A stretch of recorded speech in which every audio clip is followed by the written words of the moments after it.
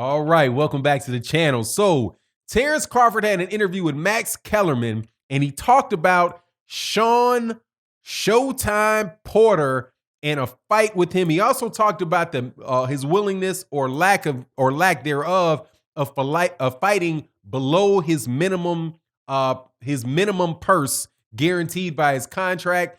But what he had to say about Shawn Porter was very interesting because people are saying that he's going to take that fight. Not so sure. Let's talk about it Let's talk about it in this video.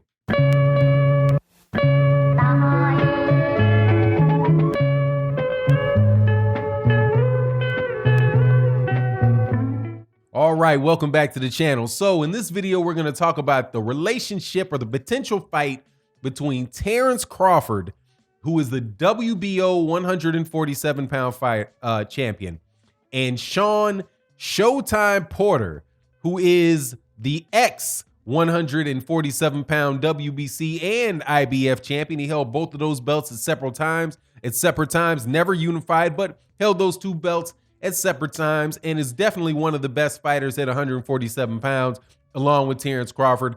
Terence Crawford, who in my opinion is the top fighter pound for pound in the sport of boxing. Excellent, excellent fighter. But, you know, the future for Terence Crawford, you know, other than him being a very wealthy individual for the rest of his life, which I congratulate him on, and I have no qualms whatsoever with the fact that he is definitely trying to he's talking about being about his money right now, or at least not willing to, you know, to go below the minimum purse that he's guaranteed on his contract to make other people happy. But he had something to say about Shawn Porter. Now, I listened to some reports, or people were telling me, came to my comment section, were saying, hey, Terence Crawford said that he would be okay with fighting Shawn Porter for the minimum. And so when I heard that, I was like, oh, okay, cool.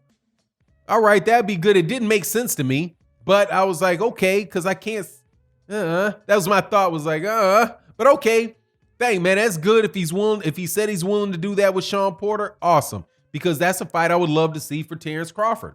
But I listened to the interview with Max Kellerman, and unfortunately, that is not what I got from Terence Crawford.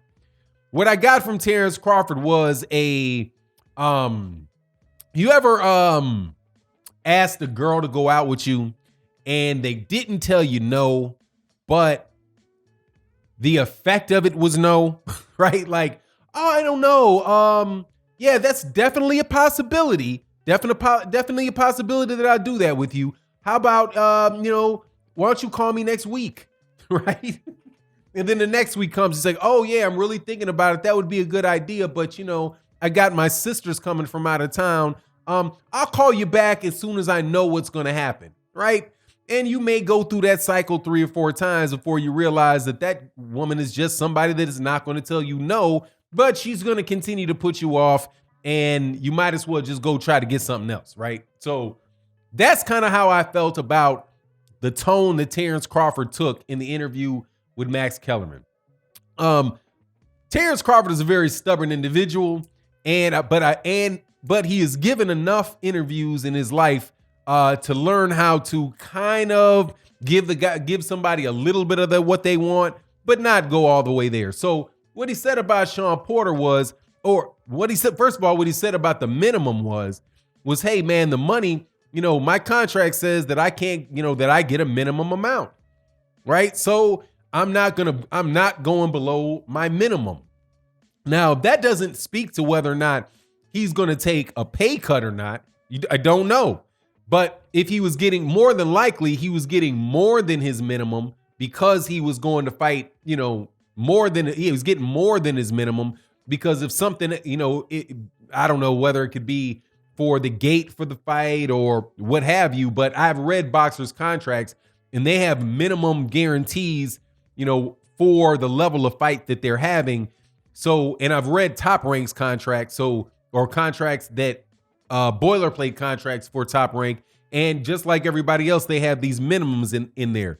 You know, for younger fighters or fighters who are not quite, you know, who are up and coming prospects, it might be, you know, a guarantee of 3 fights a year, and you get, you know, $5,000 a fight or $1,000 a fight, right? For the bigger fighters, they could be, we're going to guarantee you $50,000 a fight, what have you. But after you get to a championship level, then your minimum raises, goes up for your championship fights, all of that stuff, right? So they can't pay you below that amount. Now, I don't know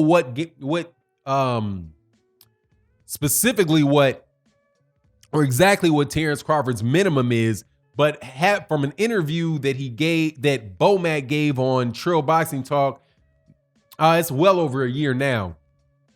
He said that he alluded to them being, I think the number was somewhere around $3 million, like $3 million per fight. And if you're going to get $3 million per fight, then, hey man, you take that deal. So if his guarantee is somewhere around $3 million a year, man, shoot. He didn't sound like he was going below that. He may not go get something above that, because I suspect for the pay-per-view fight with Amir Khan that Terence Crawford probably got more than that. But regardless, Terence Crawford did not sound particularly open to taking a pay cut to fight during this pandemic, right? And the other thing that he said though about Shawn Porter was, he said, he would be open, to fighting Shawn Porter, but he said, like, look, the thing that he said, he's feeling a certain kind of way about Shawn Porter because nobody talked about the fact that, first he said, we are friends, right? So first he's my friends, but we are friends. So he put that out there because that was one of the earlier reasons that he gave and Shawn Porter gave for that fight not being made. But in this particular interview, he says to Max Kellerman that Terence Crawford is feeling a certain type of way because when Shawn Porter held the WBC belt and Terence Crawford was the WBO champion, nobody was talking about having a unification fight with him, when Shawn Porter had the belt. But now that Shawn Porter doesn't have the belt, that, Shawn Porter is getting put on him, now when he doesn't have a belt, right? So it does seem still like Shawn Porter, has a little bit of salt for that situation. Now, my opinion on it though is that, Shawn Porter was, when he had the WBC belt, he was trying to ride out that WBC belt because he didn't only avoid the conversation, avoid a fight with Terence Crawford when he had the WBC belt. He also avoided a fight with Errol Spence Jr. when he had the WBC belt. Shawn Porter ducked out of a unification with Errol Spence to fight. I think it might have been his mandatory, but to fight Ordenis Ugas, a fight that, man, Shawn Porter came dangerously close to losing, at least in the eyes of people that were watching the fight. So, it's not just, Shawn Porter was just really funny with everybody at that point in time. Now, I might understand why Shawn Porter could be like that because he wanted to hold on to his belt. He wanted to get he wanted to make sure that he got a few paydays out of that WBC belt before he was willing to fight somebody that he thought, he really had a chance to lose to. So the first fight that he took was the fight with Ordenis Ugas. And then I know from, sources that I have that, even the Errol Spence Jr. fight with Shawn Porter took a while to make because Shawn Porter was insisting that fight be pay-per-view with Errol Spence Jr., where, many people in the PBC didn't think that fight was it was pay-per-view worthy. But Shawn Porter was like, that's the only way that I'm fighting Errol Spence is if I get the upside on the pay-per-view, right? So with that mentality, even if Terence Crawford wanted to fight Shawn Porter, then you still have that part of Shawn Porter there as well, because Shawn Porter is definitely, trying to get as much paid as he possibly can. And it's just a reasonable thing, man. But, so I know at the end of it is, I'm not particularly hopeful for a Terence Crawford Shawn Porter fight, either from Terence Crawford's willingness to, take a smaller cut in order to fight Shawn Porter, because Shawn Porter's not going to fight for less. Shawn Porter's not going to fight Terence Crawford for less money. There's scenarios where if Shawn Porter is going to take a fight for less money, it's going to be a fight for less money against somebody that he knows he can beat and isn't going to send him into boxing oblivion.